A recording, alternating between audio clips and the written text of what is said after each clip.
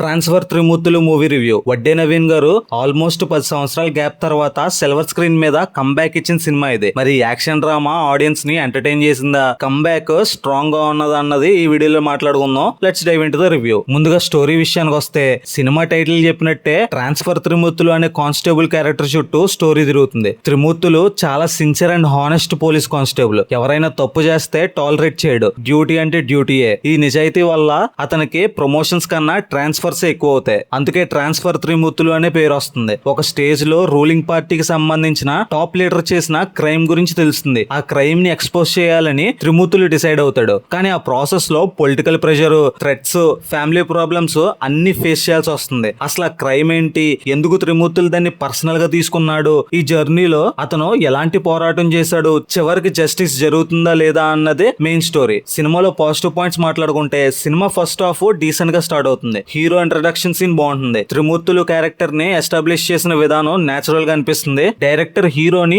Under dog గా present చేయడం plus point అని చెప్పొచ్చు. మాస్ హీరో ఎలివేషన్ కోసం అన్నెసెసరీగా ఫ్లయింగ్ ఫైట్స్, ఇంపాసిబుల్ స్టంట్స్ పెట్టి క్యారెక్టర్ ని డ్యామేజ్ చేయలేదు. హీరోయిక్ మూమెంట్స్ ఉన్నాయి కానీ అవి క్యారెక్టర్ కి సూట్ అయ్యే రేంజ్ లోనే ఉంటాయి. ఫస్ట్ హాఫ్ లో ఒక పర్టికులర్ సీక్వెన్స్ చాలా ఇంట్రెస్టింగ్ గా ఉంటుంది. యూజువల్ గా హీరో డేంజర్ లో ఉన్న వాళ్ళని సేవ్ చేస్తుంటాడు, కానీ ఇక్కడ డేంజర్ లో ఉన్నట్టు నటిస్తున్న వ్యక్తిని సేవ్ చేయడానికి హీరో ట్రై చేయడం డిఫరెంట్ గా అనిపిస్తుంది. ఈ ఎపిసోడ్ ఫస్ట్ హాఫ్ హైలైట్ అని చెప్పుకోవచ్చు. నవీన్ గారు కంబ్యాక్ మూవీ కాబట్టి అందరి ఫోకస్ ఆయన మీద ఉంటుంది. పర్ఫార్మెన్స్ వైజ్ ఆయన కంఫర్టబుల్ గానే కనిపించారు. Especially casual and funny moments లో బాడీ లాంగ్వేజ్ నేచురల్ గా ఉంది. క్యారెక్టర్ ఏజ్ కి, ఎక్స్పీరియన్స్ కి తగ్గట్టు యాక్టింగ్ చేశారు. కంబ్యాక్ మూవీ కాబట్టి ఫ్యాన్స్ కి డెఫినెట్లీ సాటిస్ఫాక్షన్ ఉంటుంది. ఇంకా సినిమాలో నెగిటివ్ పాయింట్స్ మాట్లాడుకుంటే, సినిమా కోర్ పాయింట్ చాలా రొటీన్ గా అనిపిస్తుంది. హీరో క్రైమ్ ఎక్స్పోజ్ చేయడం, విక్టిమ్ కి జస్టిస్ తీసుకురావడం అనే థీమ్ తెలుగు సినిమాల్లో ఎన్నో సార్లు వచ్చింది. కొత్త యాంగిల్ లేకపోవడం biggest issue. Director unique content promise చేసిన స్క్రీన్ మీద మాత్రం ఆ యూనిక్నెస్ కనిపించలేదు. స్క్రీన్ ప్లే కూడా ఎంగేజింగ్ గా లేదు.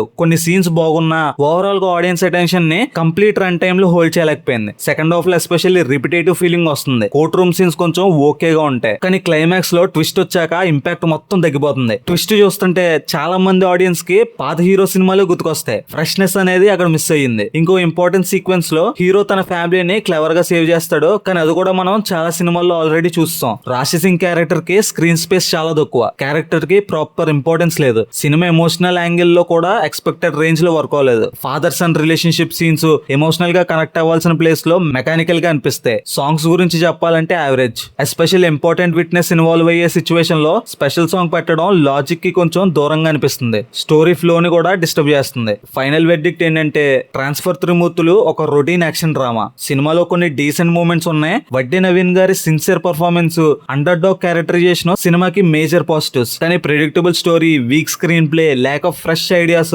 సినిమాని నెక్స్ట్ లెవెల్ కి తీసుకెళ్ళలేకపోయాయి. మీరు వడ్డే నవీన్ గారి ఫ్యాన్ అయితే ఒక్కసారి ట్రై చేయొచ్చు. థ్రిల్లింగ్ ఎక్స్పీరియన్స్ ఎక్స్పెక్ట్ చేస్తే మాత్రం కొంచెం డిసప్పాయింట్ అవుతారు. ఈ సినిమాకి నేను ఇచ్చే రేటింగ్ 5/2. ఒకవేళ ఈ సినిమా మీరు చూసుంటే మీకు సినిమా ఎలా అనిపించింది?